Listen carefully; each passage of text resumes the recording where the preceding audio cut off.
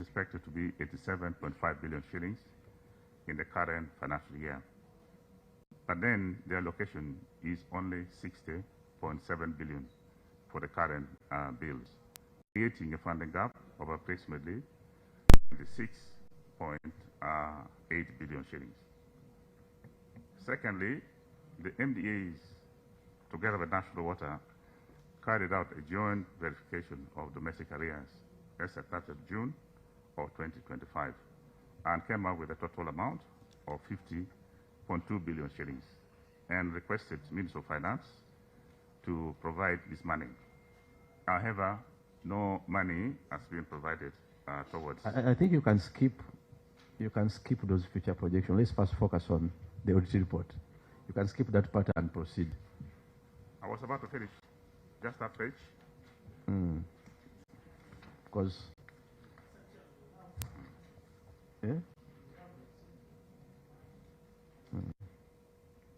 don't worry, we have the report. Okay. Yeah. You can go to note 3. Or note 2. Because I wanted him to give the highlights of this. We respond at once. You go to note 2 in summary and focus on the OT report, not the future projections. Land matters? Note 3, receivables recovered from contractors. And who are the contractors? Anyway. Contractors. On page 6. Yeah. So these are payments which have been made in advance by NWC to various contractors for constructing water projects in accordance with the terms of contracts. But there is no significant risk relating to these receivables for 2 reasons. One, that they are backed up by advance guarantees issued by international banks. The possibility of default does not arise. Secondly, the advances are recoverable directly by National Water from the future invoices issued by those same contractors. Other receivables on page 4, they are not very significant. They make up 4% of the total debts due to the corporation. Again, we have not had any significant risk to these other receivables. Finally, I wanted to bring the concept of expected credit losses. What has created problems? Explanation. Really, what is expected credit loss? Right from the start, Honorable Chair, expected credit loss is not the same as actual loss. So I would not expect someone to say National Water lost 11 billion. No, it is just a concept brought in by the standard to say, if you have anybody owing you money, at all, there's a possibility that you may not collect all that money. Whatever you may not collect may cause you a loss, expected credit loss. The risk in expected credit loss may be caused by a number of factors. One is time. For example, government is paying, but paying late. So the time value of money is a concept which is brought in here. The person who owes you money may die. Bankruptcy may occur to the debtor. So remember, an expected credit loss may fully, may partially, or may never materialize. The 11 billion may entirely be a loss. It could even be more. It may never happen. For example, you owe me money today and you pay the entire amount tomorrow. So ECL may never materialize. It may materialize partially or fully. So I put on hold the Honorable Dr. Batua.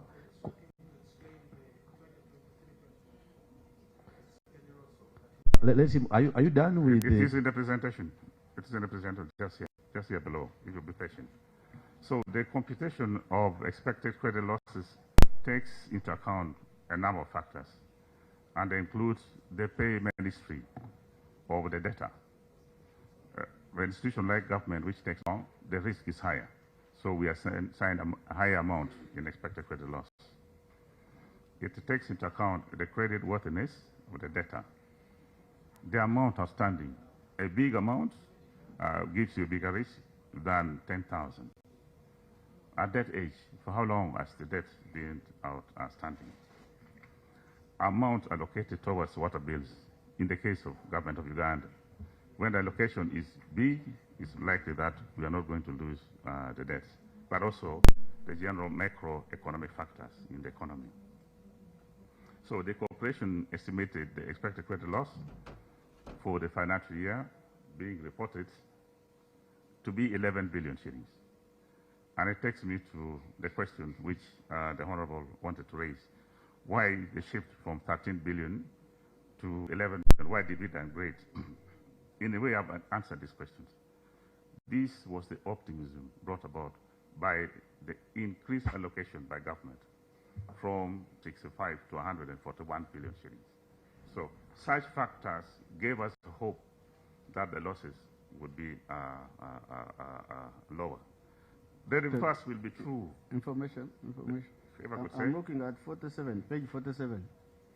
When you look at page 47, I'm seeing the reduction in the expected credit loss was mainly due to write-off of bad debts. You wrote off 3 billion. You check 47, page 47, Page not 47. 21. Not 21. I think let me receive the questions at once. Honorable Muzale.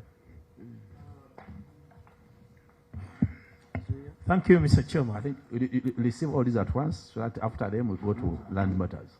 Mr. Chairman, I'll begin with the one I'd almost asked in trying to solve the problem that Honorable Batu had earlier asked.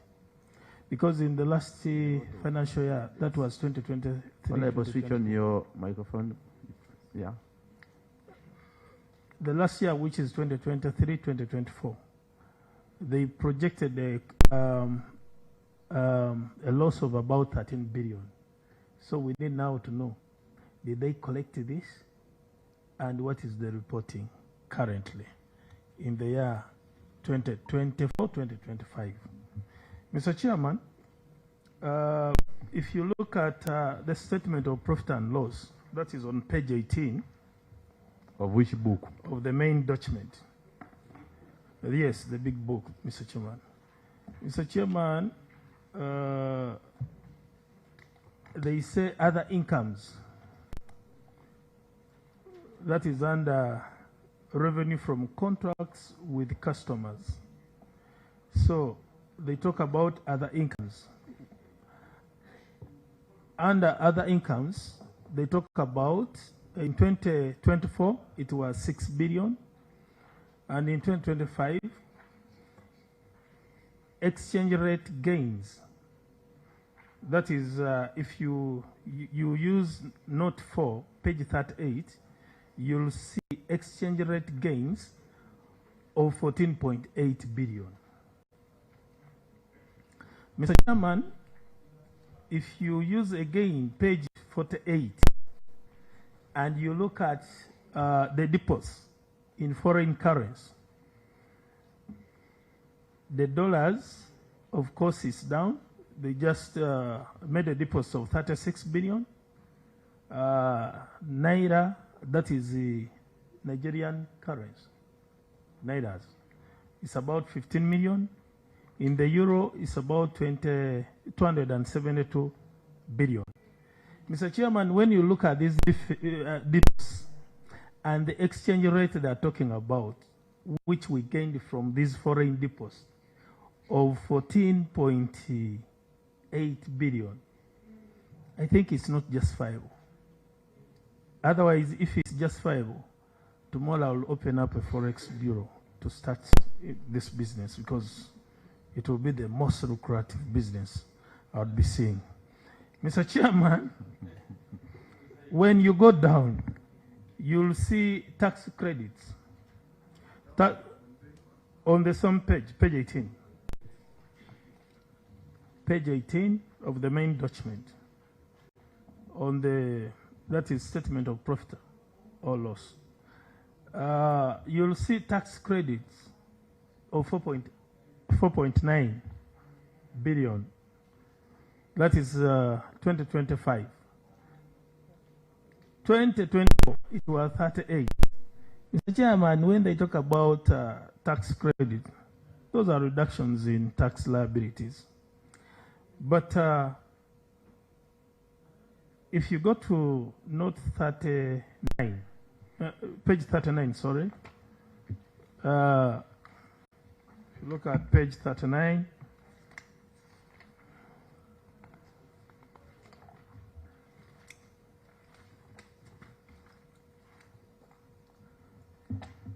maybe we need him to explain, because when you look at how they came up with these positions, it is quite challenging. I don't know whether my brother, the auditor, the principal auditor, who was actually my head boy at Chitante, actually is here, Mr. Chairman. Mr. Chairman, let him stand up for recognition. He was a big man by then. You're out of order. Address him as the auditor. The auditor. So, Mr. Chairman, I don't know how they came up with this. So that because this has an effect on reporting of their profit. Because if you look at the year under 2024, their profit was high by 60 billion because the tax credit was high, 38. Now this year, because the tax credit is 4.9, their reporting on profit is low. That is 32. So we need an explanation. Either way, the accountant could be enjoying some small pieces of meat. Yes. Did I say another hand? Honorable Nyakato? Thank you very much. You Thank you very much, Chair. We have just passed the budget. On page 7, National Water is requesting for 77 billion supplementary. My question to them, did you see it coming or they have just realized it? Because the supplementary caters for unforeseen activities. And they have gone ahead to say they want this 77 billion to enable them, to enable the corporation to continue rendering vital services to the population. Which are these population you are talking about? Which district, which local government, how many number of people, the connections you are talking about, if it is about connections, and can we know exactly, because the services are generalized here, we cannot know which services exactly. Then they said in their report, the government of Uganda has paid them. At the same time, they are coming up asking for a supplementary. Maybe what Mr. Chair would request of the team, their work plan, your work plan for 2026, 2027, so that we can be able to know the activities you have in pipeline, the monies you have gotten, what they have been able to do to help, because if we have just been paid money, again you are coming up with a very big supplementary of 77 billion. It beats our understanding. Finally, Mr. Chair, this report is just a general report. When you look at, of course, these are audit matters which had brought the members on the committee. We'd also want to know that, for instance, we have been, because they are generalizing here, bills issued non-governmental 116 billion. We would also want to know which are those entities that you are demanding money, which the government, because you have said government, they have paid you. What are those non-governmental consumers whom you are demanding this 116 billion? And what steps have you taken to ensure that these people pay? I submit, Mr. Chair. Yes, another hand? Yes, Honorable.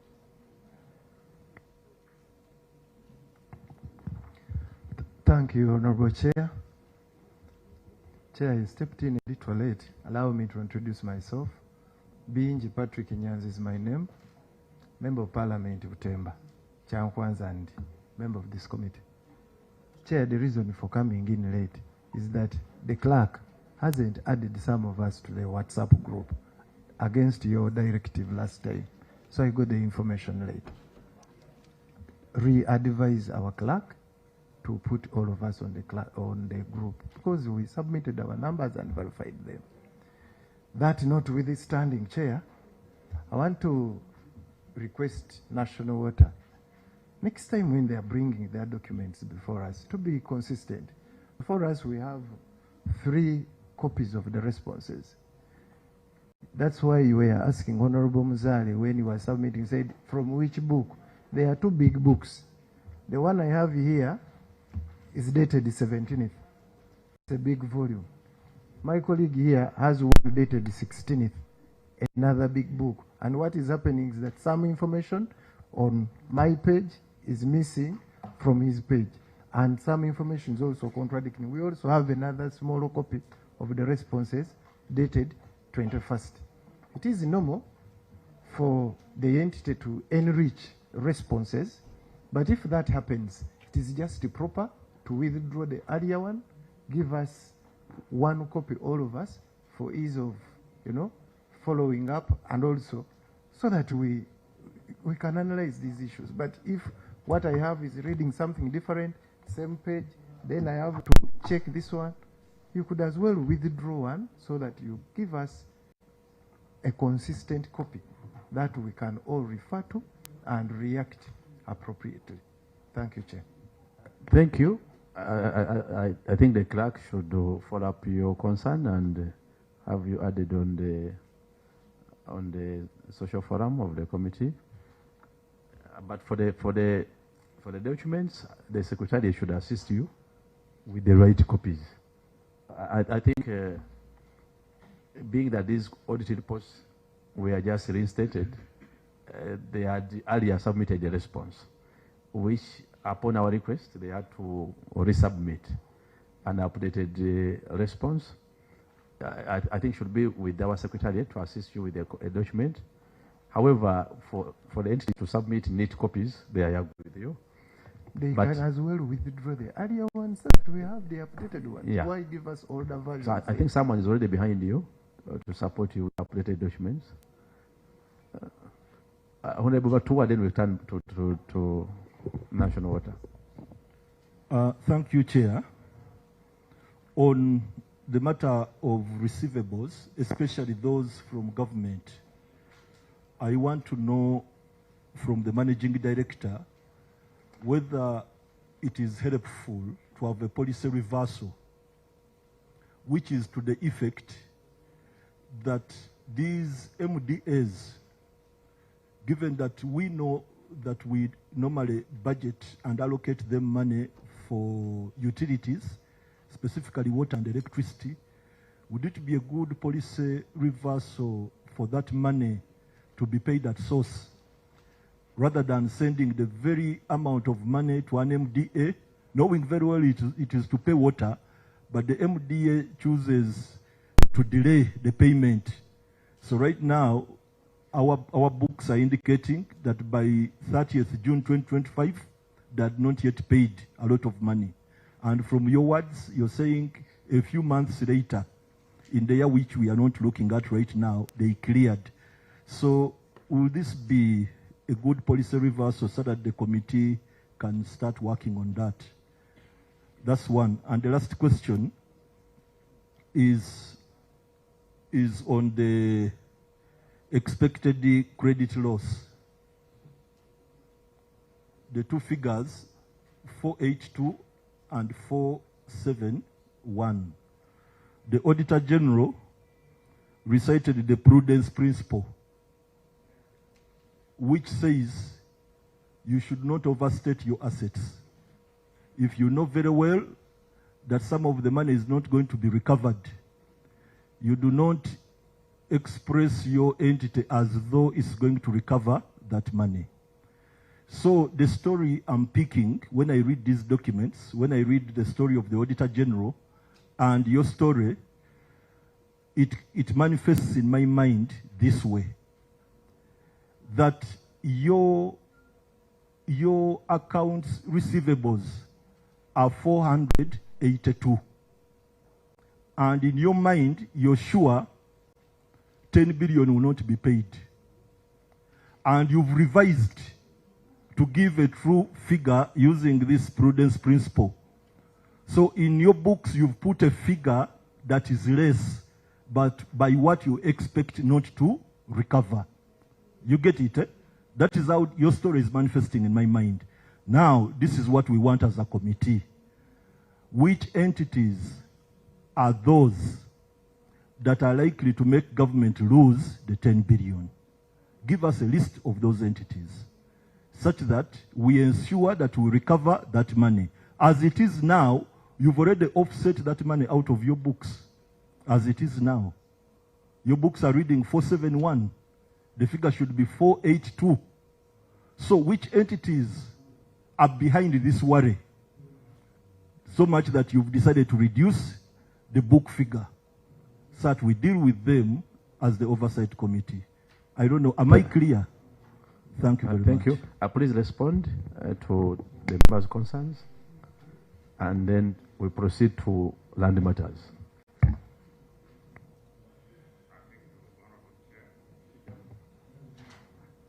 The first question was how we reduce the expected credit loss from 30 billion to 11 billion. What prompted us? And I've answered that the optimism created by the increased allocation of money to MDAs by 100 to 141 billion is the reason why we said, since the money has been provided by Minister of Finance, the losses may not be up to 13 billion shillings. But I wanted to add also that the reverse will be true this financial year, that unless we make a headway on the 77 billion shillings we are requesting, we will have to revise upwards the expected loss, especially reflecting the government position. Other incomes, especially the gains, exchange rate gains, these are real figures. And the concept of exchange rate gains comes from the fact that we have funds in foreign currency. So at the end of the financial year, you report in shillings. The fluctuation of the Uganda shillings against the foreign currency in which we have in the Bank of Uganda is what causes a gain. It may be a loss, depending on the direction in which the exchange rates were moving. The source of the exchange rate is the Bank of Uganda rates on the 30th of June the year before and the 30th of June a year later. The second issue is the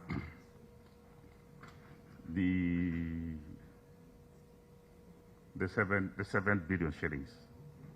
The question was that did we anticipate this problem, or are we just realizing it? Honorable Chair, we anticipated this. We requested Minister of Finance for, if you look at, if I take you back to the presentation on page 6, the table on top.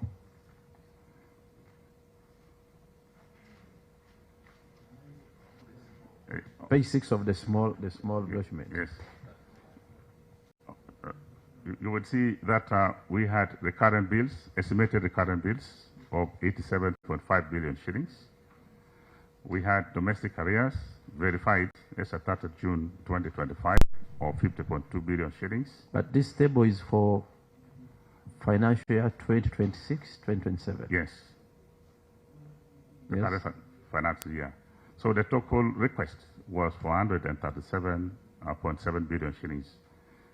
But then the allocation is only 60 billion shillings, causing a deficit of 77 billion.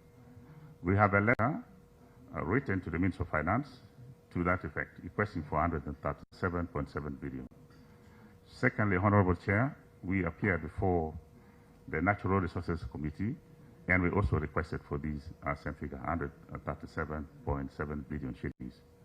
We have a copy of this letter with us. It's not a new request, but just that You can share with our clerk.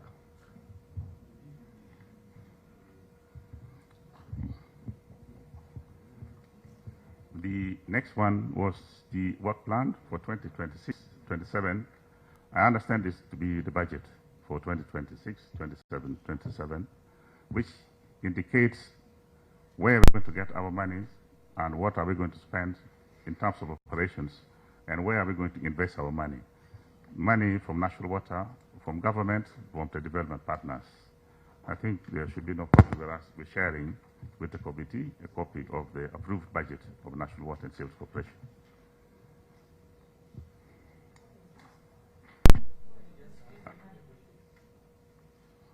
We want to see where is it, where are you going to spend the money? That's what you... The work plan. Yes. The work plan. Where is it? Page what? Maybe, Chair, the budget we have is actually appropriated by Parliament. There is no way you can have your budget appropriated if you have not attached the work plan. So it is in there. When we are presenting the ministerial policy statement to the Natural Resources Committee, of course it went with the work plan. And then we also have the strategic plan that has been approved by NPA. And I think this is, as he has said, this is something we can share if there's interest. Chair, we are members of this committee. We don't sit on the Committee of Natural Resources. Why they are here, of course, one of the main issues is accountability. But also this same supplementary they are requesting is in this document. When they go on to refer to the Committee of Natural Resources where we are not members, Chair, I don't think we are proceeding well. Well, I think they are trying to give us direction on how they intend and the efforts they have undertaken in line with rectifying the issue at hand. But before you go to the next issue, I have some other straight and spot-on questions. I don't know if you have answered Dr. Batua? Yes. But as you proceed to answer Dr. Batua,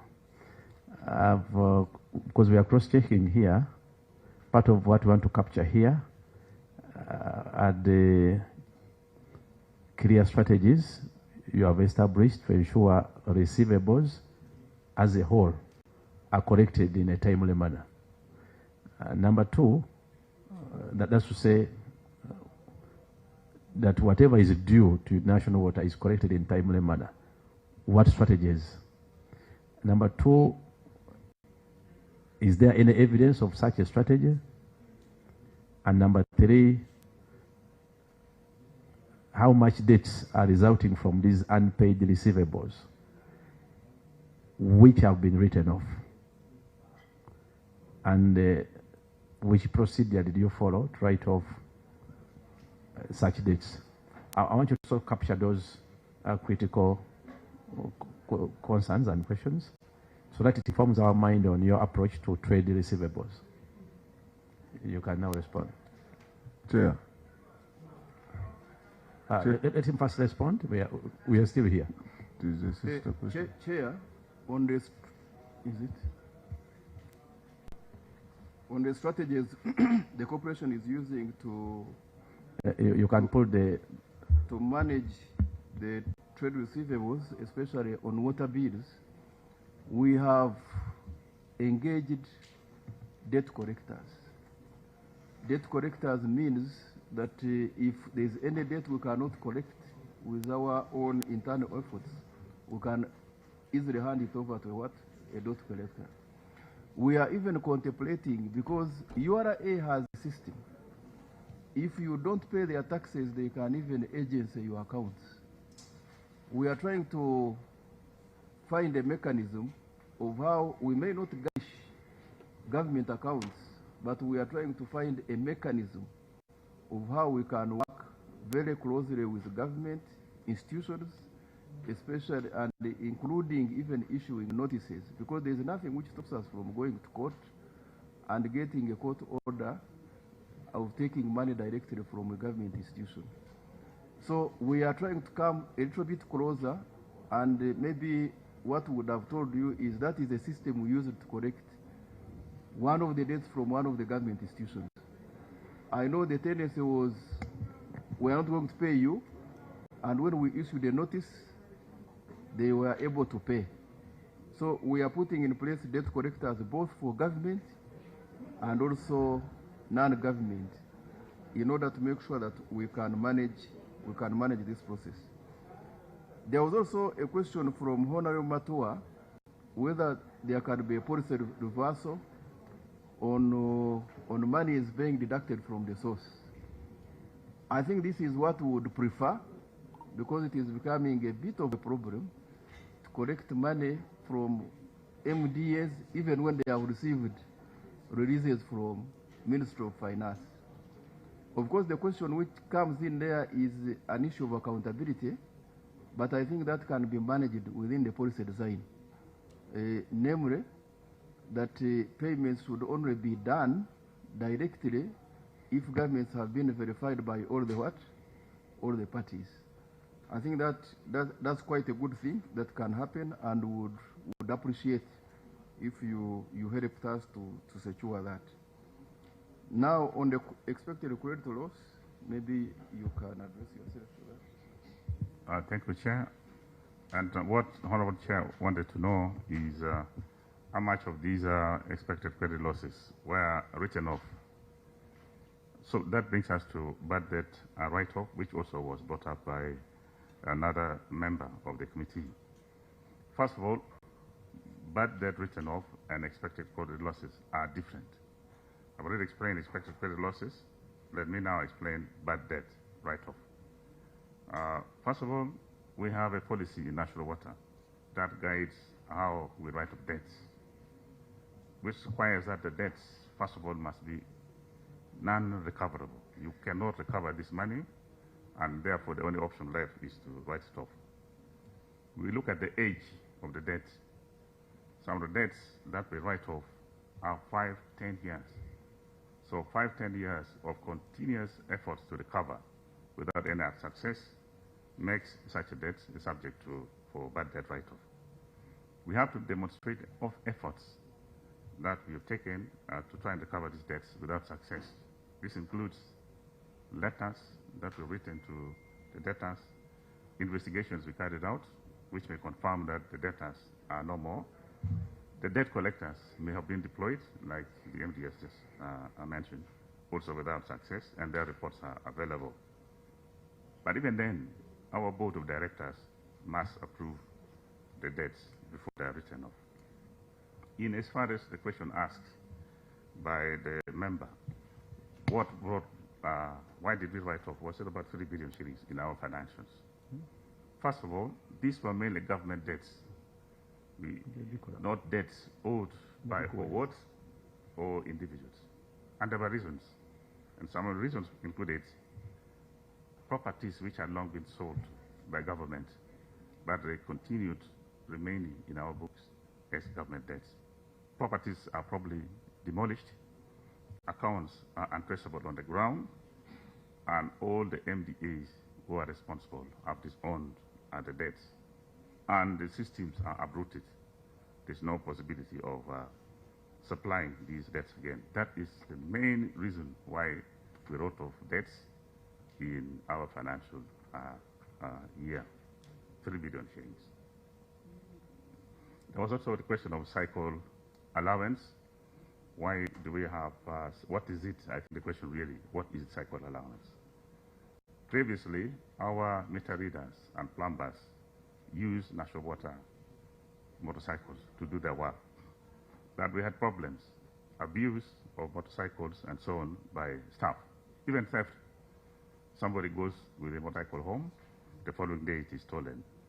So it became unmanageable, bearing in mind the number of towns we operate in. Management agreed with the union that we could change the policy. Staff who were willing would provide their own motorcycles, but avail it for doing their work in the corporation. The corporation would then pay them an allowance which covers repairs, fuel, and some allowance for depreciation.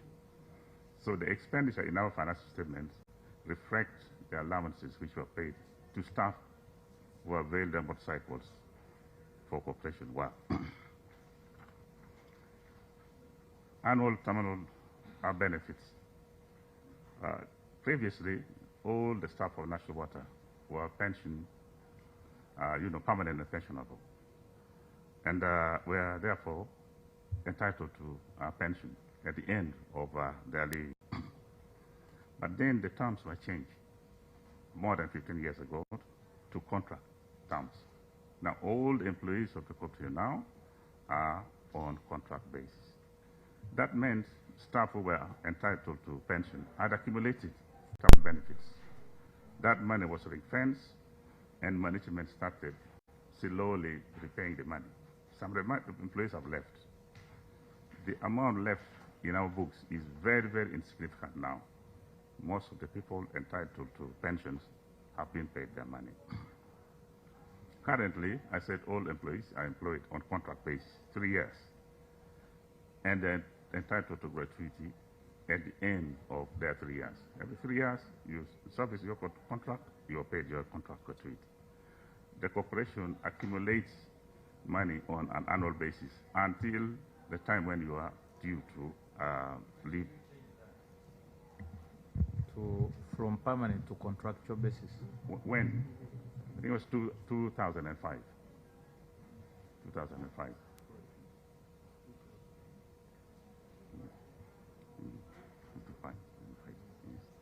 So in summary, the figure in the financial statements largely relate to accrued contract gratuity, which is due to employees when they retire. I think now you go to land matters. We need to move. Thank you.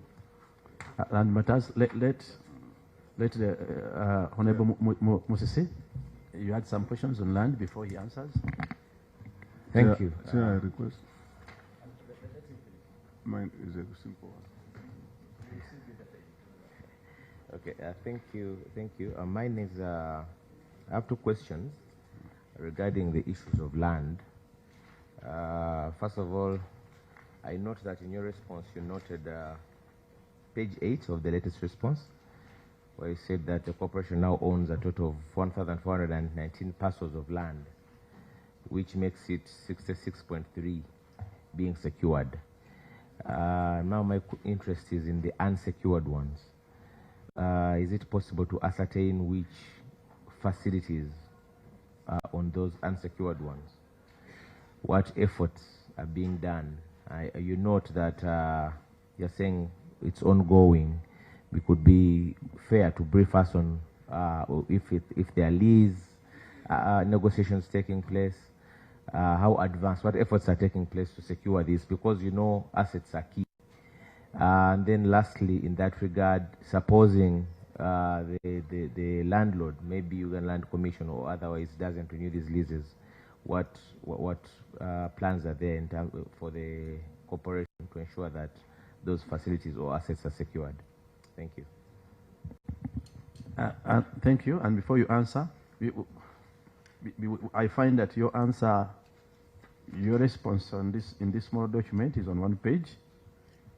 But as you answer, please be sure to include the following: the total number of pieces of land that National Water owns.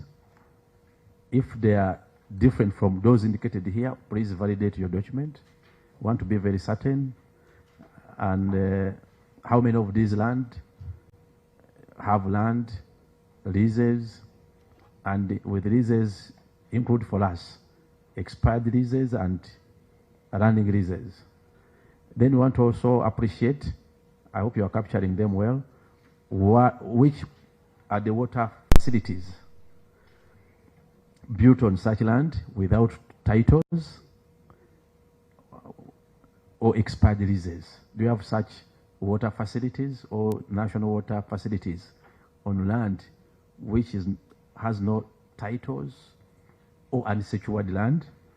And second last, the strategies to ensure that such land is secured or titled or possessed by National Water with their enabling evidences to show that there are efforts being done. And as you attempt to that, I think we shall now engage the team to raise concerns. But first answer those as you attend to land matters.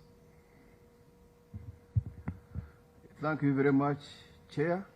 I think we are going to request, I'm going to request the Director Legal. She works under the CS, but I think he has more recent update. Please come closer. Technical team will ensure that he has a microphone.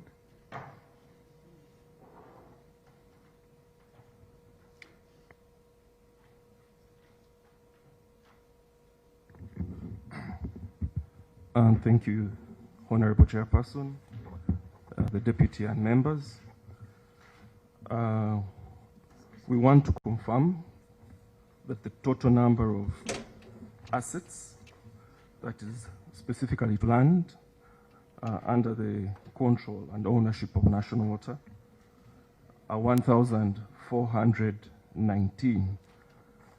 But if you may, honorable members, I would like to just step back to demonstrate that land, with respect to National Water, is a, as you've indicated, is a vital asset to our operations. And land comes to National Water in various ways. In 2023, we had 998 parcels of land. As at 30th June, this number had grown to 1,179. That's 30th June 2024. As at 30th June 2025, the number had grown to 1,378. And as we speak, the year ended 30th June 2026, the number has grown to 1,419. Of course, this land is also tied to the geographical footprint and operations of National Water. As more towns come on board as operation of law, under the operation of law, as the managing director says, when National Water is appointed as the water authority in a particular area, we are obliged to take over, we acquire the assets, and necessarily the portfolio grows. Sometimes, or most times, when we are appointed as a water authority, we inherit a system of absence of documentation because they're already installations. These were not constructed or installed by National Water, but they're on land. So the management of National Water purposes to continue or to pursue a policy of regularization. And the numbers demonstrate the amount of land that has been acquired, and then the efforts are also reflected in the number of titles that have been acquired over time. Honorable members, from 2023 to date, we've managed to acquire almost 300 land titles. The actual number is 297, but this is a continuous process. As you're aware, have you paid for them, or you only received them? Part of the land we own is through projects. When a project is commissioned, of course, there's a need for land. We engage the relevant government bodies, and then, for fair value, acquire the land, and then transfer the land into the names of National Water and Sewerage Corporation as a registered proprietor. Other times, through the operation of law, we go to areas that have been identified where a water authority newly appointed. We find no documentation, no ownership history. We begin the process of trying to regularize our ownership. Maybe, Chair, the simple answer is some of the land is handed over to us as a result of taking over new areas. Some of the land we buy it. For example, in Masaka, in Bukakata, where we are putting a new treatment plant, we have had to buy the land ourselves. In Lira, we have had to buy the land. In Nakauka, where we want to put a new treatment plant, we have had to buy the land. So it's a combination of the two.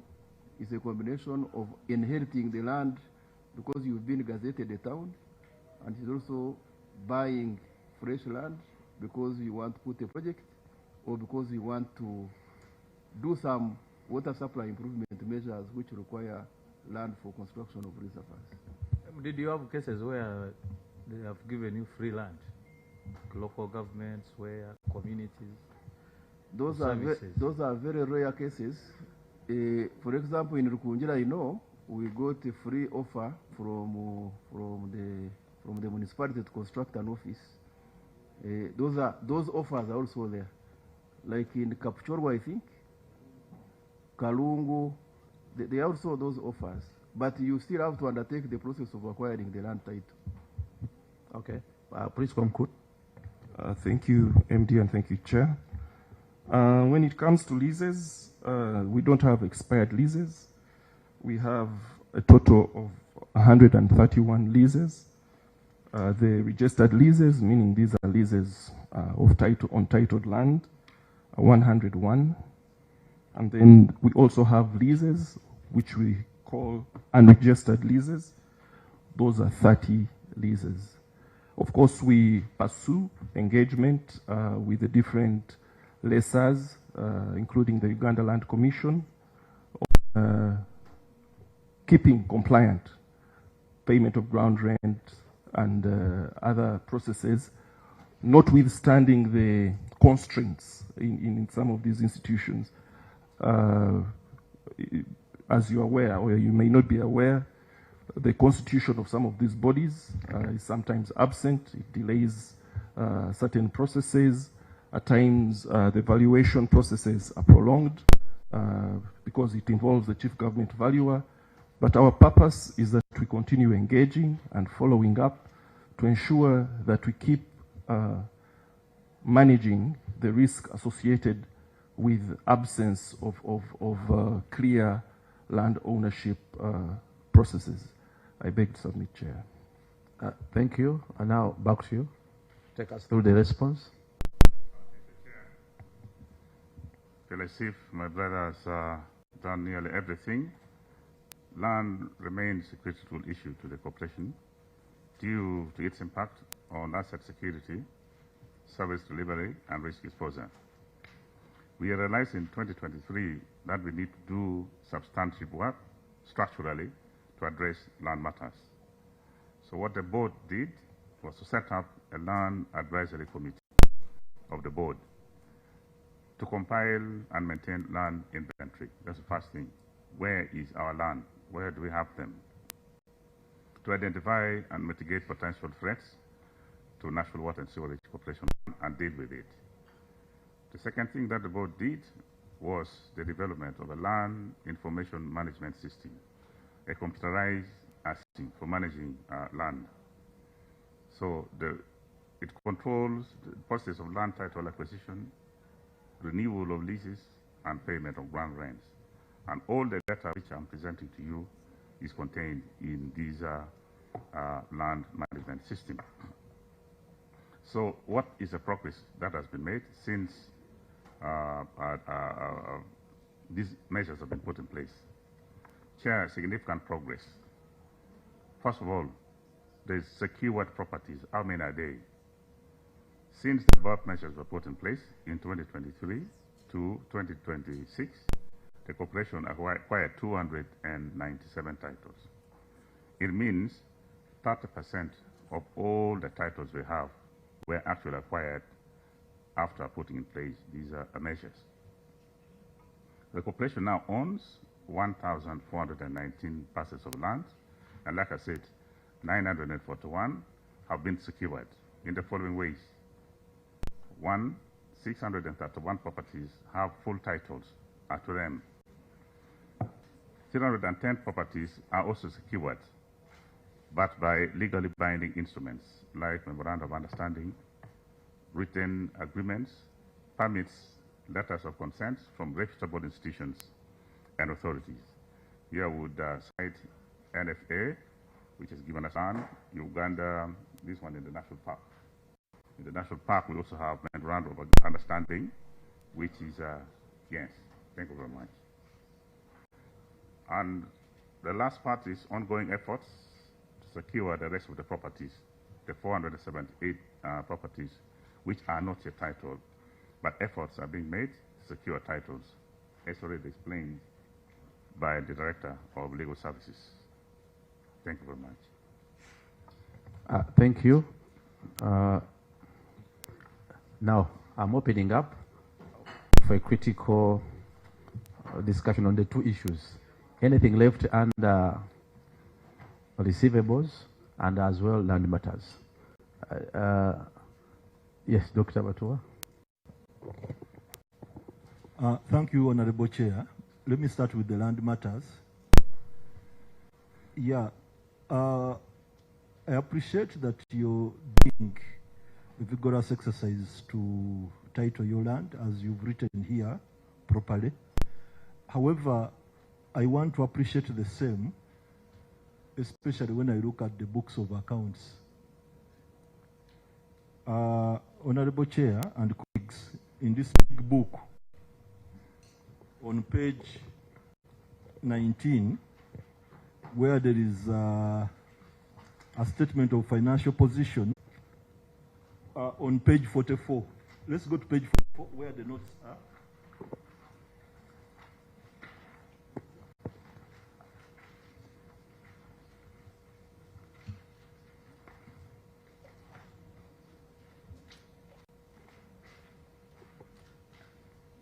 The first item up there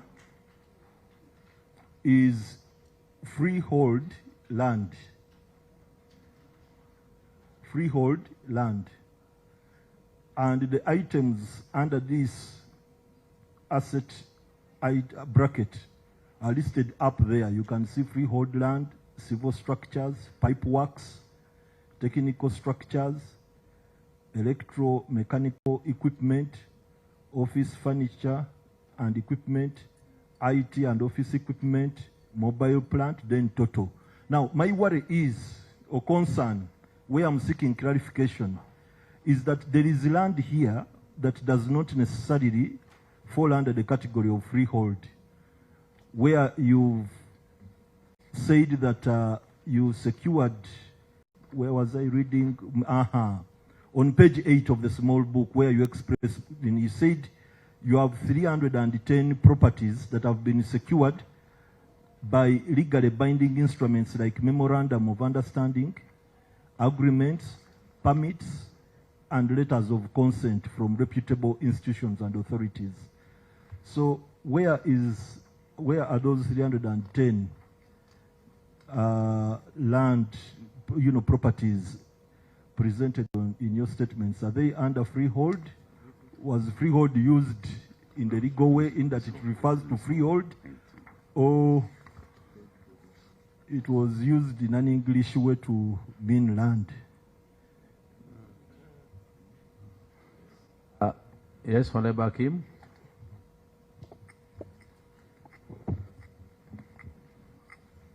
Thank you very much, Chair. The legal officer made a statement that when they inherit the offices, they don't find some documents. I wanted to get clarity. Does it mean that the officers you inherited ran away with some documents? Is it specifically for your legal department or even for the entire leadership of the of National Water, including the MD? Maybe I can also ask, how long have you been in that office? And the MD, when did he assume that office? Thank you, Chair. Thank you. Your neighbor? For purposes of being known, I'm Henda Ronald again, MP for the Porto Central Division, the tourism city. To the director, I wanted to know whether we have or you have an environmental conservation policy, especially to the catchment areas. A drawing from River Mpanga, which is a catchment area for national water, it's getting polluted every day, and shrinking in size. Do we have a long-term conservation policy towards that? And then this is from a personal experience. Do the chemicals used to purify water have a long-term effect on health? Thank you.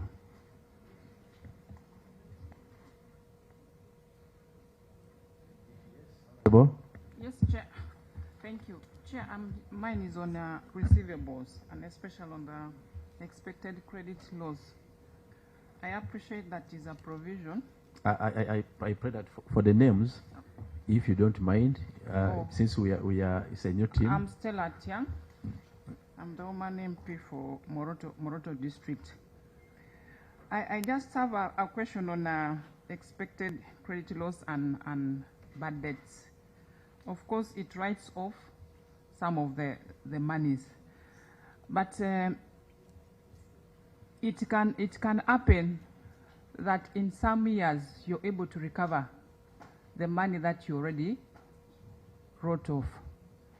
Now, in the event that you get that money, how do you treat it in the books of account so that we appreciate that that money is written, is declared somewhere? And then on the issue on land matters, I appreciate that you have ongoing efforts to secure the rest of the land, the 470 acres. I want to know whether what you've reported here is the current status as per now, or these are records as per the audit time. And if they are records as per the audit time, of course you've kept on recording and updating your records. What is the current status as per now? And then I also want to appreciate what hindrances are leading to non-securing of this land. What hindered you to secure this land in that time? It's also good to appreciate the challenges that you go through. Thank you.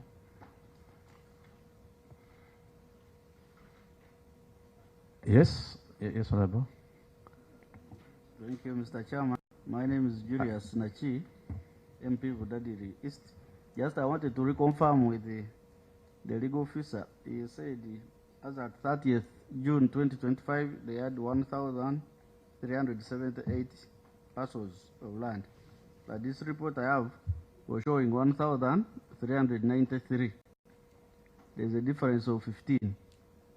You could check. And then for the for the receivables, you have very huge receivables which affects your cash from operations. Have you ever thought of what we call debt factoring? Maybe sometimes you give other people to do it and they give you cash so that they manage the rest. Then the interest, I've said you paid like 21 billion in interest. At any exchange, the interest rate was about 15 to 16 for the loans you have. Don't you think you have a good credit rating which could get you cheaper credit, maybe even outside Uganda? Thank you. Thank you, Chair. My name is Wokuri Geoffrey, Member of Parliament, Bungoma South, Bale District. To Managing Director, what causes the disappearance of meters after disconnection due to non-payment? Then after clearance of the bills, meters are not brought back. And then also reconnection delays. During the connections, during the disconnections, your staff is alert. Very fast they come and disconnect. Then after settling of the bills and even paying a reconnection fee, you are unbothered until the customer has to look for another outsider to reconnect. Then lastly, I will need to learn from you whether the unit cost to domestic consumers and these other public stand out signposts, customers differ. And who controls the charges by the public stand outpost customers? Because after settling with you with water, they can charge even a jerrycan at 2,000. Are they controlled by water or they control themselves? Thank you, Chairman. Thank you. Yes, Honorable. Thank you, Chair. I'm called Logose Sarah Annette, woman member of Parliament, Butaleja District. My name is to the Managing Director. Thank you for showing the zeal to always cover up, especially when they dig while installing the pipes.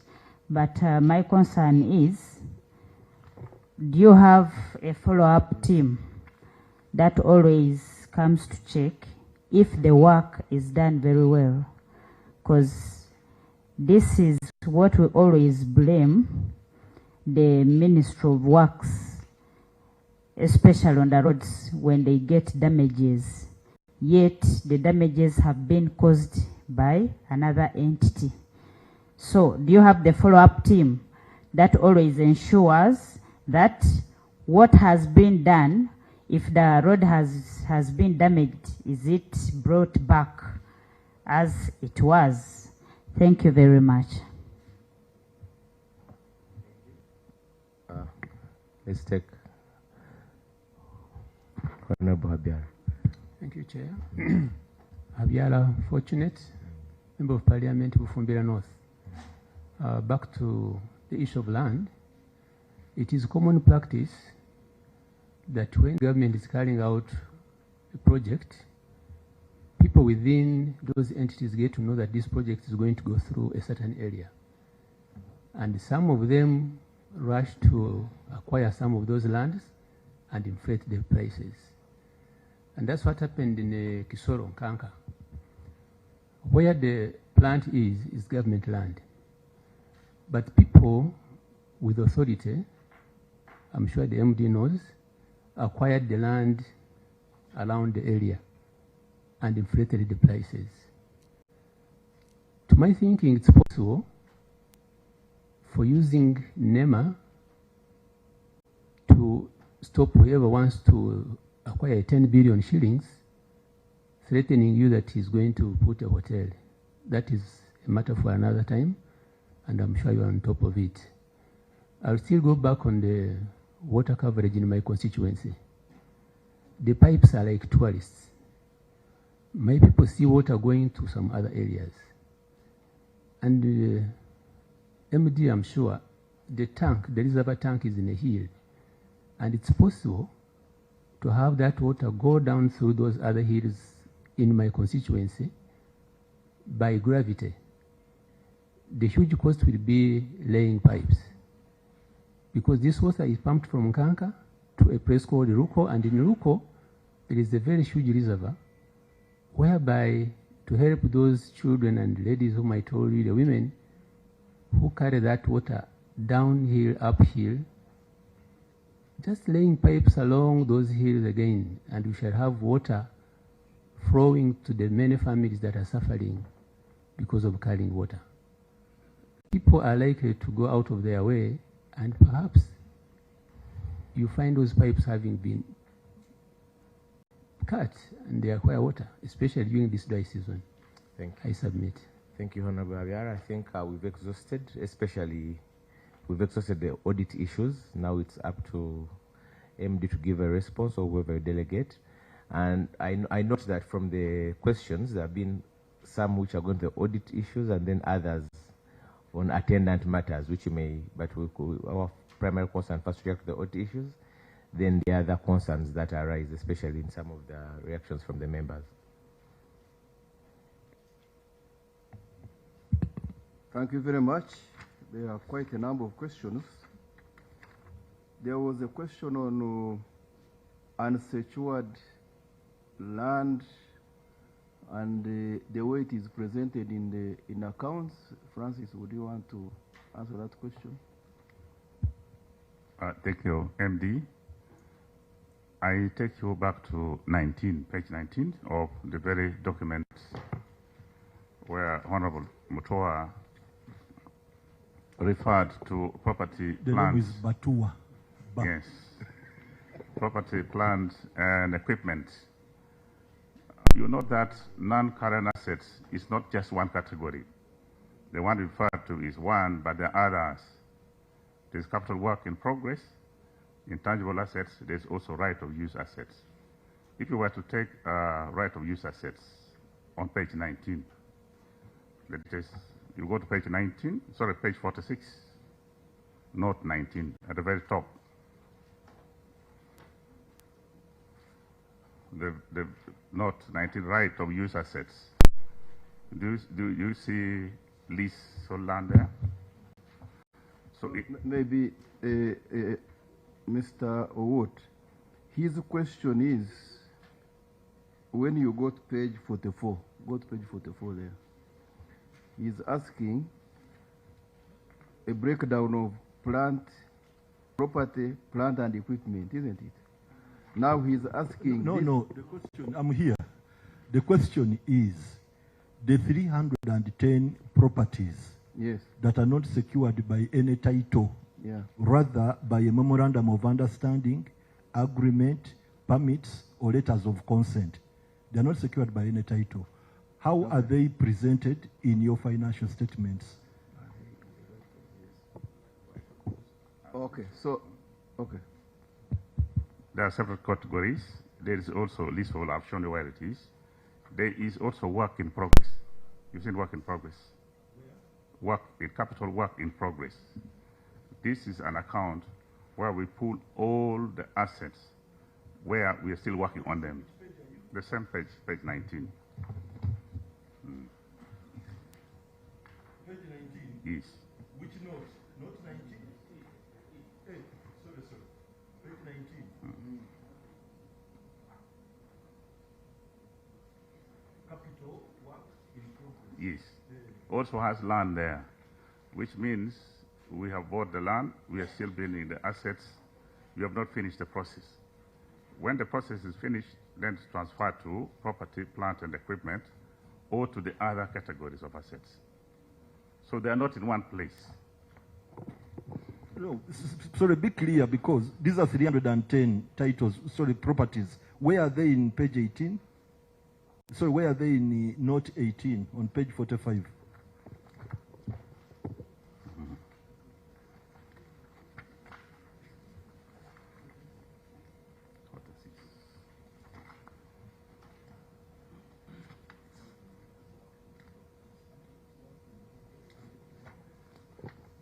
Note 18 is talking of project work in progress. Note 18 is project work in progress, and 19 is talking of leasehold. Our concern is with this land that has no titles, that is rather secured by other options. Right. And then also capital work in progress. So should we say it's not your land? It is under there are somebody's two items here. There's an item on capital works in progress. There's also an item on right of use assets. Where? On note 18? Note 16. Note 16. You could refer to the page, Note maybe. 19. Note 19. Page 46.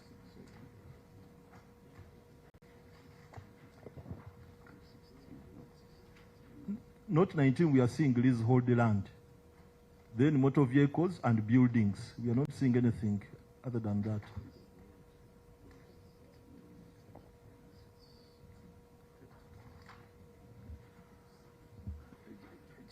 Chair, can we take this question with the intention of responding, checking our facts and responding in writing what it is?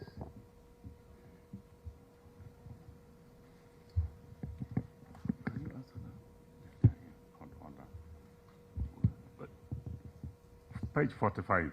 Other categories are there. Yes.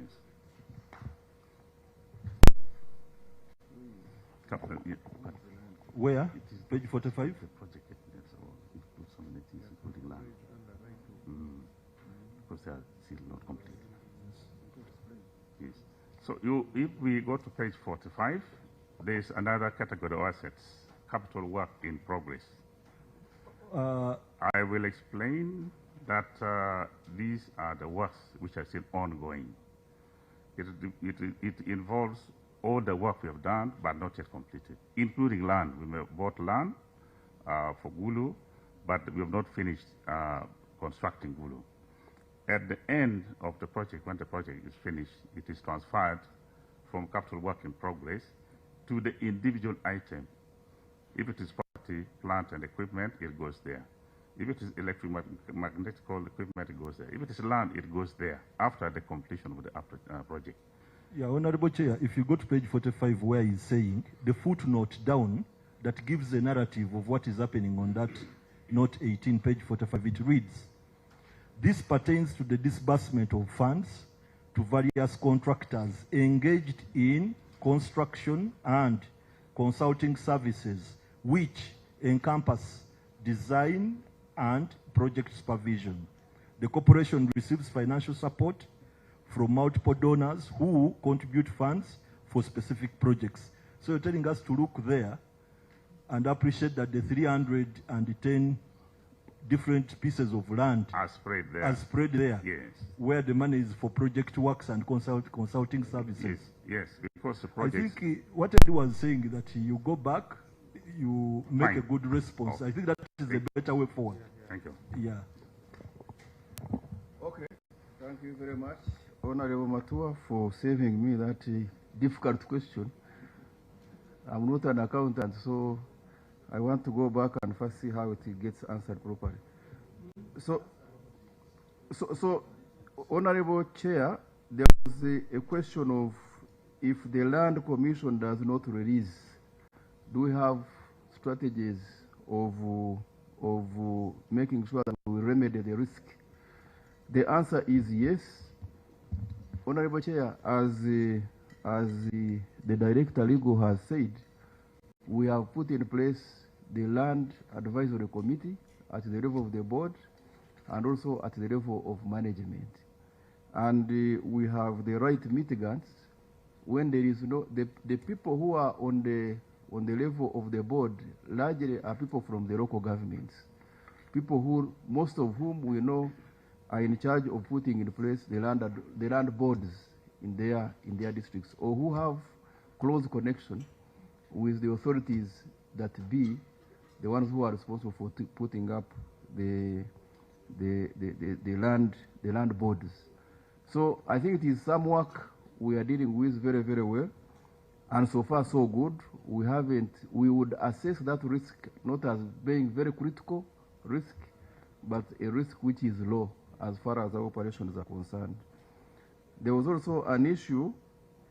There are also, I think, Honorable Chair, you asked about the numbers which have been given.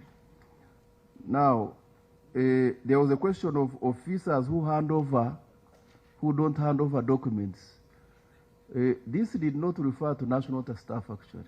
It was referring to people where we have taken over from, and we don't have sufficient handover notes as far as the land is concerned, and then we have to reconstruct documentation when we have taken over land. So, from Fort Potro, there was an issue of environmental protection policy. This is largely a question of NEMA and the Wetlands Department. Our mandate really does not include environmental protection. But what we have tried to do as a corporation is, in collaboration with NEMA and the Wetlands Department, we do some minimum catchment protection, especially where we have taken over or where we have constructed projects, so that we are in charge of immediate catchment protection for the projects we have constructed. But the bigger environmental protection issues, that's the work of NEMA and the Wetlands Department. Then, do chemicals have long-term effect on water? I will ask Dr. Rose, who is in charge of water quality, to answer that. Thank you very much, MD. Chair and the Honorable Rohinda, who asked a question on the chemicals that we use to treat water, whether they have a long-term effect on health. The chemicals we use, we apply by first testing what is suitable to the water that we are going to treat, and determining that when we treat the water, we will be able to supply it within the acceptable limits. It's like when you take medicine, the doctor gives you a dose. If you take too much, it may be detrimental. So to do that, we have across the country about 76 testing centers and labs. We pick almost 150,000 samples a year. So we test at every point to ensure that we are within the acceptable limits and standards. And so majorly what we are applying is chlorine. We make sure that we only leave that will help as a residual to safeguard the bacteria within the network. And for the other chemicals, we ensure that they are within the acceptable limits. So there is no danger or health risk coming out of our chemical usage. Thank you. Okay, thank you, Dr. Rose. The issue of, I think there is still a confusion between these expected credit losses. Expected credit losses, as explained by Francis, is unrealized losses. There's a difference between realized and unrealized what? Losses. Unrealized losses is just a book value. If the circumstances change, it can easily do what? Unrealized losses is like buying a cow. You can buy a cow with the purpose of getting money from it. You buy it at 1 million. Then because of some issues, the value comes to 600,000. You would have unrealized loss of 400,000. But tomorrow, if the cows become scarce, this cow can easily be 1.5 million. In that case, it will have unrealized gain of what? Of 500,000. So let's not confuse expected credit losses with writing off. Those are two different, because when you write off, that becomes a realized what? Loss, which you have incurred. So I think we need to make this distinction. Now, and that answers the question of when you recover, how do you treat it? That answers it. What I also must note, Chair, is even these debts which are written off, they are not forgotten. It is possible as management to give them to a debt collector and say, these are bad debts, you go and collect. If you collect money, this can be a revenue sharing what? Arrangement. But we take them off from the books of accounts in order to comply with IFRS, as the accountants have told us. So, then there was a question of the difference in figures of land of 15 million. Arosius, do you have? Thank you, MD. That discrepancy is, as we have indicated, we developed a land information management system to manage this function of land. So the updates, because there were duplications, so it's a function of a cleanup. The actual number of titled land or secured land, leases, freehold, milo, etc. is as it is reflected in the report. And as of to date, there are 1,419 parcels of land. Okay, then there was a question of, have we thought of selling debts? I think this is something that we've been exploring. I know it is a very good practice that you can get debts, you give it to somebody to take charge of it, and then you discuss the payment arrangement. So this is the option we are going to explore, especially on the bad debts, as far as bad debts are concerned. Then there was also disappearance of meters, that when we disconnect and take away the meter, we reconnect with a different meter. I would say these are very, very rare incidences. where they have reconnected with a different meter, it means when they went and tested it after disconnection, they found that maybe it was defective, and they don't want to reconnect you with a defective meter, and that's when they bring a different one. Then staff are quick to disconnect, but slow to reconnect. Those are really operational matters which we need to regret. We apologize for that. And that's why we are in these institutions to manage this kind of staff behavior. We have a motto in the corporation that the customer is the reason we exist. So definitely this kind of behavior is inconsistent with that mantra, and would work towards minimizing it. But just to comfort you, I have a customer survey report here, and our metric is not bad. Our aggregate customer satisfaction index is about 82, and that is quite good as far as a water company is concerned. But now I think the honorable member is talking about the 18. How about the 18 people who are not happy with the way you treat them? But the fact that we do this every year, it gives us good feedback to try to see how we can perfect the way we deliver services. And maybe I need to ask the General Manager Kampala. You told me that you did the staff integrity survey, because this touches staff integrity. Would you like to explain how you are managing this? Okay, thank you, MD and Chair and members of Parliament. What we've tried to do, like MD has highlighted, is to keep track to make sure that our staff are also checked. So in Kampala, even in other areas, we always do integrity surveys. So we make a situation that we have customers call this staff, and where they're being recorded, to check how we respond and treat our customers. Recently, we did one for Kampala, and we noted a number of positives, but also a number of gaps. So this is helping us to address the gaps that we've observed, but also the feedback we got from customers. It's something that we keep doing all of a sudden, but also for new connections, reconnection that has been highlighted. What we've tried to do for what we're doing right now is, once a disconnection is made, we don't wait for the customer to call for a reconnection. So in the system, we're able to track who has actually paid, and we're able to respond and make sure that they're reconnected in time. So we're tracking the response time, how long it takes us to reconnect a person who has paid. And these are measures we put in place to make sure that at least when a customer has been paid, when he has paid for reconnection, it's done within the shortest time possible. And we're treating disconnection as the last resort in our operations.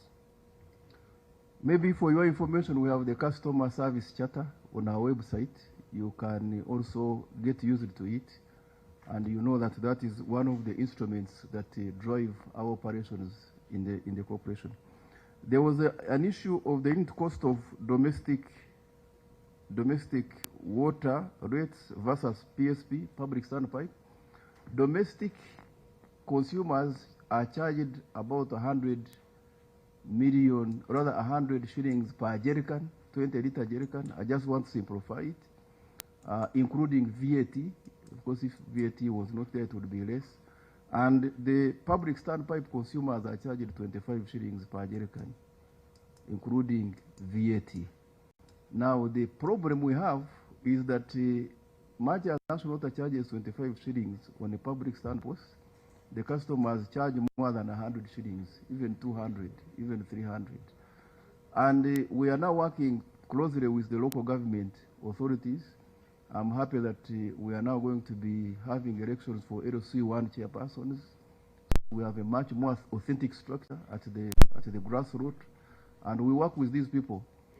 We are doing positive incitement of people, inciting people that whoever charges more than 50 shillings or even 100 shillings should be taken as a person who is anti-development, and we think that pressure is trying to help in trying to regulate prices. That's the message we give out everywhere we go, so that when you are charging more than that, it is known that you are not being fair to the community. In Kampala, it's a bit different because we have prepaid meter systems, especially in the low-income neighborhoods, where we have installed prepaid meters. You go with your coin, You put it in there, you get water at exactly 25 shillings, which the corporation is charging. However, it is not possible to scale up this technology everywhere because it is very, very expensive, it has many more risks. There's the cost, the capital cost, then there is the maintenance cost, then there is a huge cyber security risk. In Kampala, about 3 or 4 years ago, we experienced a cyber security attack, and one of the culprits was prepaid meters. We could not run prepaid meters, and the cost of putting back the system was very, very expensive. So we are also very, very limited in the way we scale up prepaid meters, but that would definitely be the best solution, although at a very huge cost, which we are very careful to go by. Now, there was a question on reinstatements. Johnson, do you want to answer that question? DMD Technical Services. If we have a follow-up team.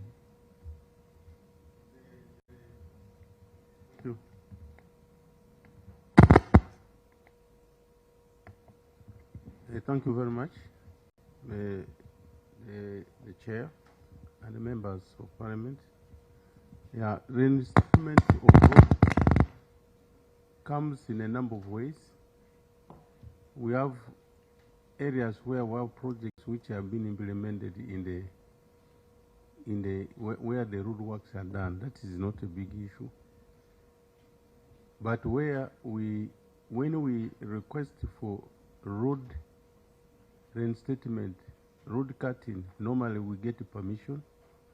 And the challenge sometimes where there is a slight delay is that by the nature of road works, you need some time to compact, allow natural settlement. So after works have been done, they are normally certified by the local authority which has given you the permission. And the payments are always done when the works have been done to the satisfaction of the local. So through the collaboration that we have established with the local authorities, these cases are normally followed up. So really it's about working together with the local authorities and seeking first permission, and once works are done, they are jointly certified. That's what I can report, but it's about collaboration, working together. And of course, where these instances of road cuttings occur, because when a leakage has occurred, the road has to be cut. But the question is, do you go back and repair? And I can confidently say, by working together and making sure the owner of the road satisfies the work, this is being done. There could be maybe cases of where somebody slept on the job, but that's not a normal practice. Okay, thank you very much. There is also an issue of Kisoro, Nkanka, Engineer Alex. I'm sure you are aware about this. Thank you, Chair. Nkanka was actually cited since Chuo had almost collapsed. The yield had come so low to supply the whole of Kisoro municipality and surrounding rural areas. As MD had already put it, we don't supply 100% the whole of Kisoro district. We have the urban and also gazetted areas. However, as you mentioned about Ruko here, we are going to look into the hydraulics, to how to do the intensification, and we reach out to the citizens in that geographical area. Because that tank was put for bulk water transfer towards this municipality and other areas. Definitely, we are still working. It's work in progress. We should be able to do intensification and supply all the people in the neighborhood. Thank you. Okay, so I think we are going to explore the hydraulics, but also would request you, if we get constraints as a result of gazettement constraints, would request you to liaise with the minister so that the place can be gazetted. MD, how many questions are left? Have you exhausted all? We are left with 0 questions. Now I'm opening up for only 10 minutes. I need to close this meeting for all additional concerns. Let me start with the Honorable. Chair, thank you. Mine is on welfare 10 of minutes, staff. and for colleagues, after Ibi, this comes to you. after I set off, after I discharge the witnesses, I will need you for 5 minutes for some in-house communication as we conclude. But for now, let's get quick ones. Thank Be you. spot on. This is just on the welfare of staff and keeping the family relation of your employees. You do transfers of staff from one location to another. But there are instances where staff even leave work, resign, because you've taken them to a very far place. Let's take an example. A person of Moroto from my district is transferred to Cosase, or somebody from Cosase is brought to Moroto. My observation is, one, some of them resign because they think of, first of all, the pay is small, because there's one I met who said he was paid 600,000. So imagine being taken from Moroto to Arua. Actually, his family was in Moroto. He was in Soroti when he was transferred to Arua. So he opted to leave job because he was looking at transport, first of all, going and back in case he wants to see his family, and then the cost of accommodation and feeding. So he will end up investing, getting the little amount of money and feeding on himself alone without his family. And then the other one is an experience of a Cosase man who was brought to Moroto. Now, he ended up neglecting his family in Cosase and remarried in Moroto. So meaning it's causing a disconnect between these employees and... Thank you. And a moment, let me just finish shortly. Now, I was in a view, my suggestion is, yes, let's not discourage those transfers, but let it be at a small distance, not that far, that discourages them from it, because they still need that employment. Just because you're pressing them so much, that's why they end up leaving. So probably let it be at a small perimeter, something like that. Thank you. That was advisory. Yes, I want you to be spot on. 1 second. Thank you, Chairman. I just wanted to draw the attention to page 46 and note 19. It is going to help you to answer. I know, being a civil engineer, I may not easily see some of these things. There's a note which says the corporation leases various rental spaces, motor vehicles, and land. The leases of rental spaces and are typically for periods 1 to 5 years with options to renew. Leases of motor vehicles are typically for periods of 4 years, while land are for 1 to 99 years.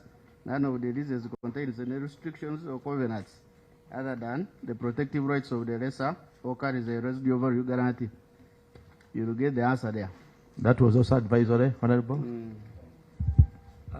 Honorable Chair, if I had the MD properly, they intend to factor in a certain figure to mitigate losses caused by as a result of so many connections on structures and overhead tanks. I don't know if I had it properly.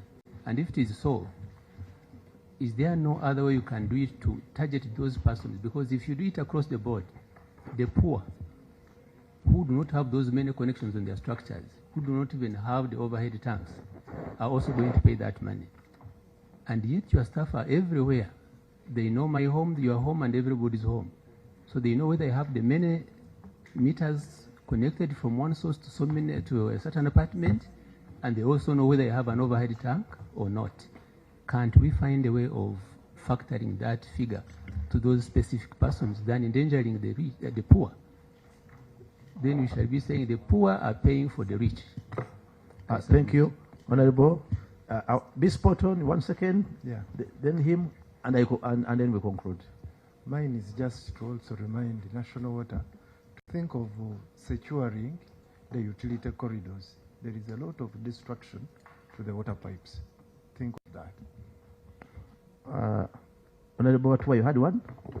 One. Yeah. Honorable Chair and colleagues, on page 18, which is the statement of profit or loss, under the expenditure, we expect to find the bad debts. Page 18.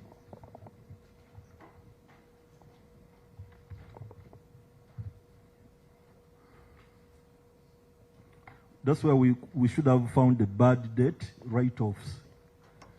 However, there is no item of that nature that is presented in that statement. Surprisingly, when you go to page 47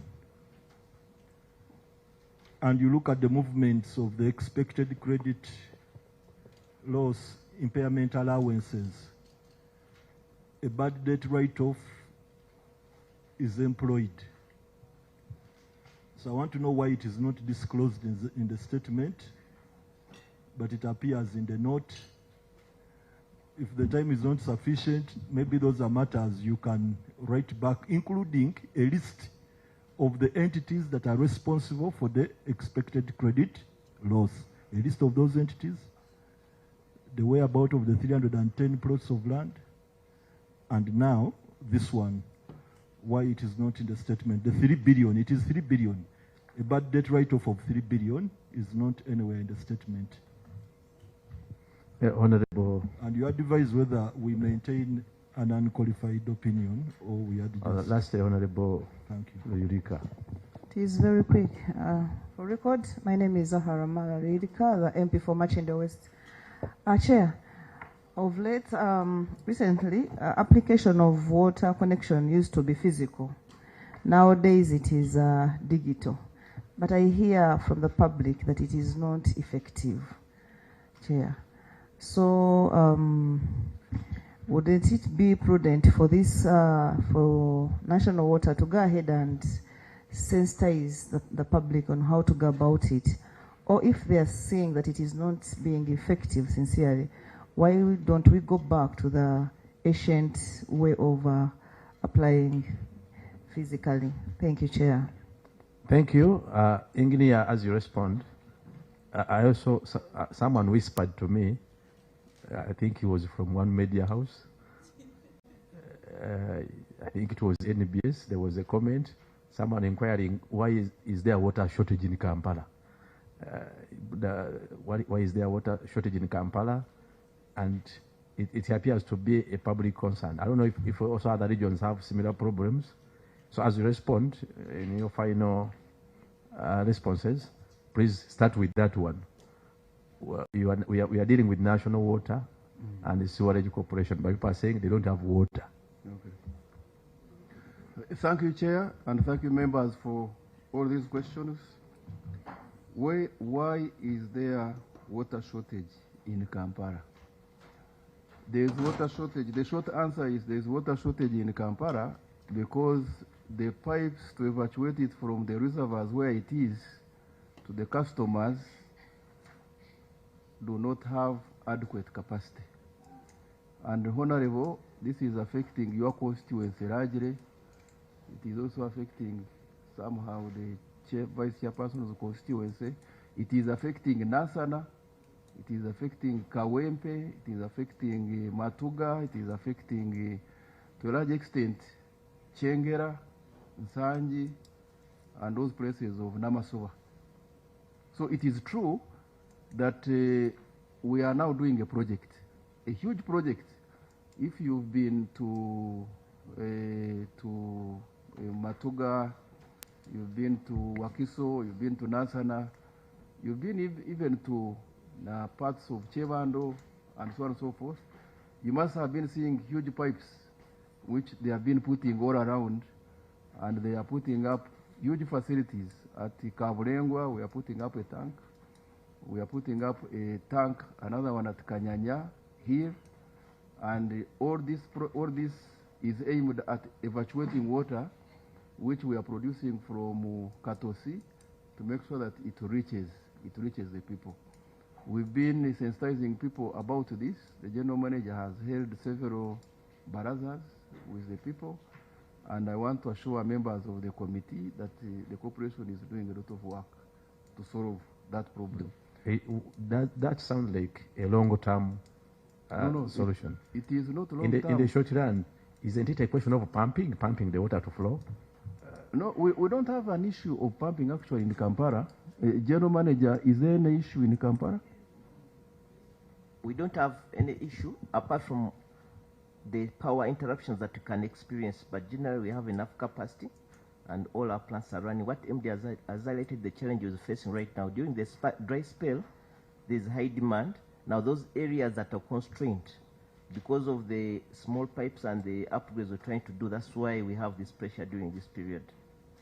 Now the project that is being undertaken, there's a lot of progress that has been made, and we expect by August next year that project will be complete and those places will be solved. But as we do that, what we try to do, we try to do some bit of short-term interventions. In Matuga, we try to drill some bit of boreholes to relieve the pressure for some of those areas. In Kampala, so far we did close to 7 boreholes.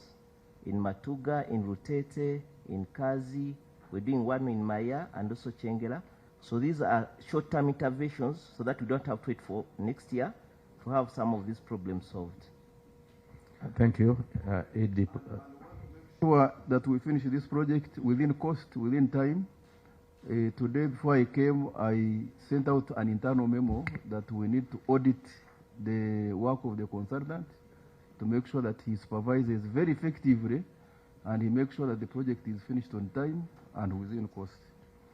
Now, for Makindye West, it's the first time I hear somebody telling us to go back to old days. I think we may not go for that one, but we may have to go for sensitization, as you have said.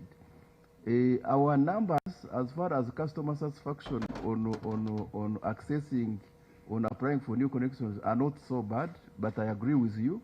There are some places where it is bad, where it takes a little bit of time. So we take it from you that we need to sensitize people much more on how to use this digital tool to be able to apply for new connections. There is still an issue of the bad debt write-off. They are not seeing it in the profit and loss account and seeing it in the what? In the balance sheet. Thank you, Chair. It's actually on page 47. Note 21, the second part, movement in ECL, impairment allowance. Are we on page 47? Are we there? Yes, we are there. So at the start of a year, the expected credit loss was 12.7.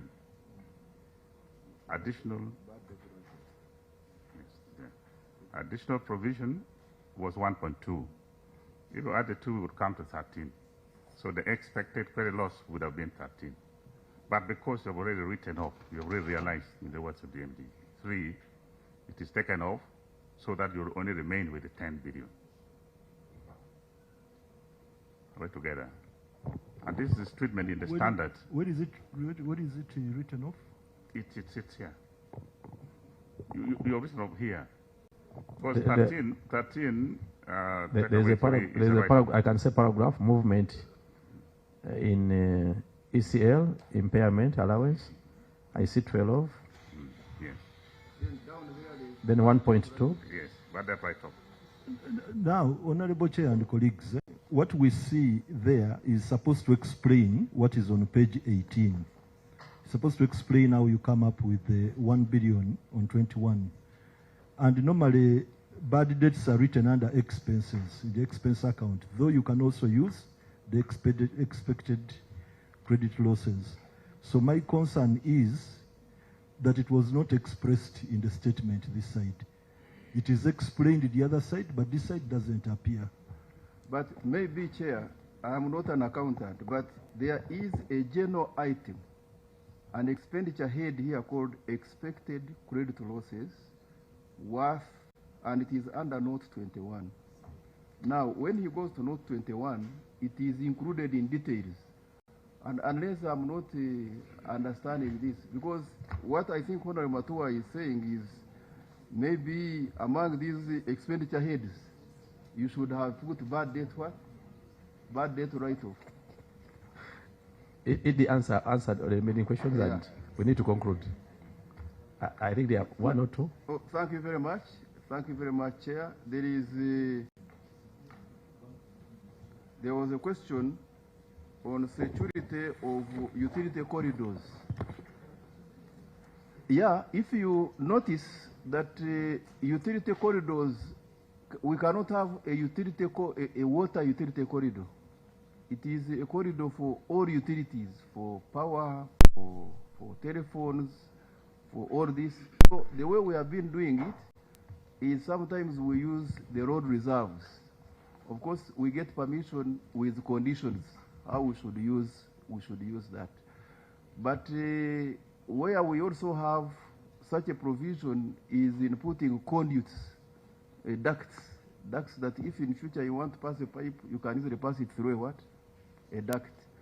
But it is not possible to act alone to secure a corridor. What is now happening is the ED of National Planning Authority has put up a unit to discuss how there can be coordination. And I think this is where the issue of a utility corridor, not only water, but all the other utilities can be discussed. So we take it, we should be able to discuss it there and see how it works. Now, there was an issue of loss adjustment factors. You are very right. If we are going to do it, of course it has to be targeted. If what is causing problems is overhead tanks, it means we would have to profile all accounts with overhead tanks. We would have to profile all accounts with meter separations, and that is where the loss adjustment factor is applied. Where that phenomenon does not exist, we would of course not apply that measure. Now, Honorable from Moroto, she is sympathetic to people who are transferring. Maybe I can tell you a little bit of an internal issue. If we get a staff whose habit is to steal money from customers in Cosase, in Bushenyi, we take him to Moroto because we know if he goes and starts tampering with the Karamajongs, they would of course slaughter him. So sometimes whatever you see,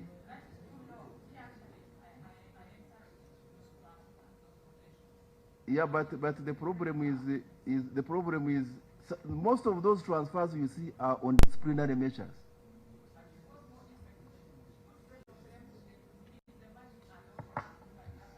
Yeah. No, you see, Honorable, sometimes why we do that is because we know part of what is influencing this staff to do that is because he's acting in a familiar territory. So when we take him very far, we keep a watch on how he is behaving, and if we get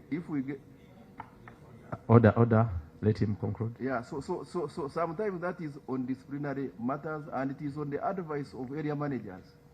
If somebody becomes a perpetual badly behaved person, I think instead of chasing him, it is better to take him very far, because the next option is to chase him away from the what? From the corporation. So the information I'm giving you is that we are dealing with human beings. Human beings know how to do good, but they also know how to do what? How to do bad. And that is, and there are just a few cases. There are not many. So, but we take your advice that if we are going to do it, it needs to be small distances, and maybe I can ask the director HR, she's here, to add a voice on that.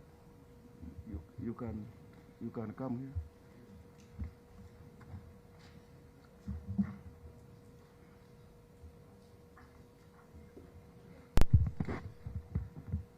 Thank you, MD, and thank you, Chair. Honorable Member, we take note of your concern, and we, like MD has said, we want to retain our talent. We've taken note of the issue of giving a shorter distance, and we will implement that.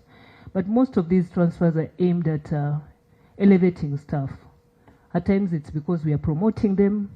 At times we are doing realignments within the corporation. And most of the time is we are giving staff opportunity to continue progressing in their career. But we take note of your call and we will act accordingly. Thank you. Okay, so Chair, thank you very much. I think I've done justice to most of the concerns. Thank you, and thank you, colleagues, for the deliberations. Thank you, National Water, for responding to the committee concerns. Now, of course, in areas where you have committed to add substantive responses in writing, please do so at least by Monday 27th. Do so that we can effectively process our appreciation and report on the entity. Number two, even from these other responses and concerns, please avail us with more clarity. Where you think you have not exhaustively responded, but more importantly, there is this 3 billion written off, the write-off of 3 billion. Would you also, in your response, include for us who are the beneficiaries, which entities or individuals were the beneficiaries, and then for the 10 billion, would you also avail us with the details on which entities or individuals are putting us at risk, are putting the entity at risk? Away from that, I want to thank you for coming and for the deliberation. If there is any additional information needed by the committee, we shall communicate effectively. Thank you for the deliberations. I want to request Honorable Nangoli the lady to see you off. Honorable.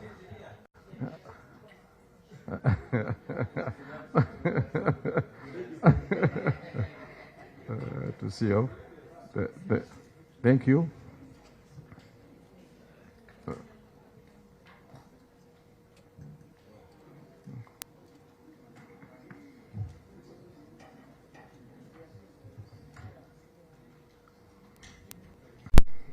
And colleagues, a quick recap as we conclude. I've received a communication. Colleagues, I wanted to move. I've received a communication from. I want to believe from the clerk, but not signed by the clerk. But I want to believe. Communicating an induction program for accountability committees at Imperial Golf View Hotel in Entebbe. I think it is scheduled for 22nd to 24th. That is, I think, reporting for those who may manage will be today up to Friday 24th at Imperial Golf View Hotel. I think it is a residential program.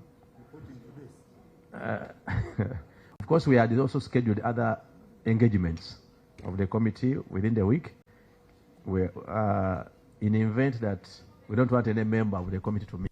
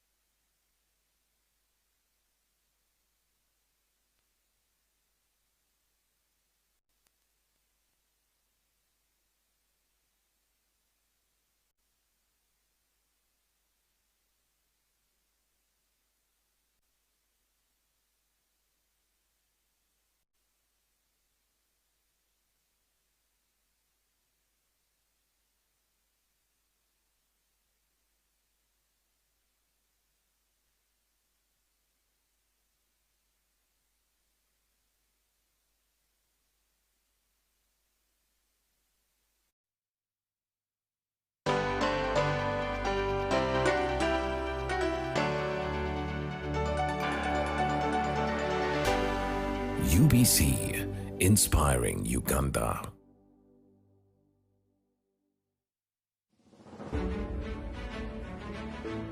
Hi, I'm Professor Barnabas Nawangwe, Vice Chancellor of Makerere University.